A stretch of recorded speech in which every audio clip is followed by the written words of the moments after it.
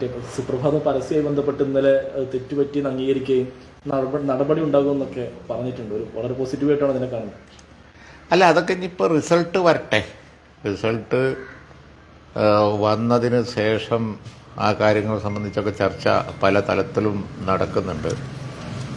സമസ്തയൊക്കെ ആയിട്ട് എപ്പോഴും ഞങ്ങൾക്ക് കൂടിയാലോചന ഉള്ളതാണല്ലോ. അതിൻ്റെ തലപ്പത്തിരിക്കുന്ന സമ്പന്നതരായ അതിൻ്റെ പണ്ഡിതന്മാരായ നേതാക്കളുമൊക്കെ ആയിട്ട് ഈ വിഷയത്തിൽ കൂടിയാലോചനകൾ ആൾറെഡി നടന്നുകൊണ്ടിരിക്കുന്നുണ്ട്, ഇനിയും നടക്കും. അതിൻ്റെയൊക്കെ അടിസ്ഥാനത്തിലായിരിക്കും കാര്യങ്ങൾ തീരുമാനിക്കുക. നടപടിയോട് മാത്രം കാര്യമില്ല. അല്ല, അതല്ല, അത് ഇതിപ്പോൾ റിസൾട്ട് വരട്ടെ. ഞങ്ങൾ ആദ്യം പറഞ്ഞല്ലോ, അവിടെ ആ പരസ്യം എന്ന് പറയുന്നത് ചെറിയൊരു കാര്യമല്ല.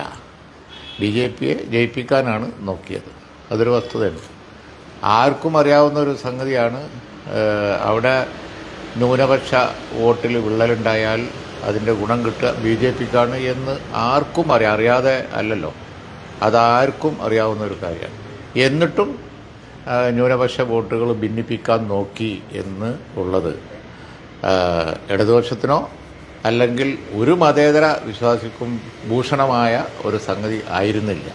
പിന്നെ എങ്ങനെ ഈ തെറ്റുപറ്റി എന്ന് ചോദിച്ചാൽ BJP ജയിച്ചാലും തർക്കമില്ല എന്നുള്ളൊരു നിലപാടെടുക്കുന്നതൊക്കെ അല്പം കടന്ന കയ്യല്ലേ. അത് വളരെ സീരിയസ് ആയി കാണേണ്ട ഒരു വിഷയം തന്നെയാണ്, ചെറുതായി കാണാൻ പറ്റില്ല. പാലക്കാട് ആകെ ഒരു പോളിംഗിൽ കുറവുണ്ടായി. ഇപ്പം തന്നെ പിരാരി പോലുള്ള UDFിന്റെ ശക്തി കേന്ദ്രങ്ങളിലും പോളിംഗ് കുറവുള്ളത് ആശങ്ക ഉണ്ടാക്കുന്നുണ്ടോ? അല്ല, ഞങ്ങളിപ്പോൾ വിലയിരുത്തിയപ്പോൾ UDFിൻ്റെ നില ഭദ്രമാണ്. കാരണം പാലക്കാട് നഗരസഭയിൽ മാത്രം ഉള്ള ഒരു ലീഡ് കൊണ്ട് ബാക്കി എല്ലാ സ്ഥലങ്ങളിൽ നിന്നും സെക്കൻഡ് ലാർജസ്റ്റ് പാർട്ടിയായ UDF, മുന്നണിയായ UDF നേടുന്ന ആ ഒരു മേൽക്കൈ, അതായത് പാലക്കാട് മാത്രമേ ഉള്ളൂ BJPക്ക് ഒരു മേൽക്കൈ. ബാക്കി എല്ലാ സ്ഥാനത്തും ഞങ്ങൾ നേടുന്ന മേൽക്കൈ വെച്ച് നോക്കുകയാണെന്നുണ്ടെങ്കിൽ സാമാന്യം നല്ല വോട്ടിന് UDF ജയിക്കും. രണ്ടാം സ്ഥാനത്തെ അവർ വരുള്ളൂ, BJP വരുള്ളൂ സാധാരണഗതിയിൽ. പിന്നെ തെരഞ്ഞെടുപ്പല്ലേ, നമുക്ക് നോക്കാം. UDF ജയിക്കും എന്നുള്ള കാര്യത്തിൽ യാതൊരു സംശയവുമില്ല. ഓക്കെ, ശരി.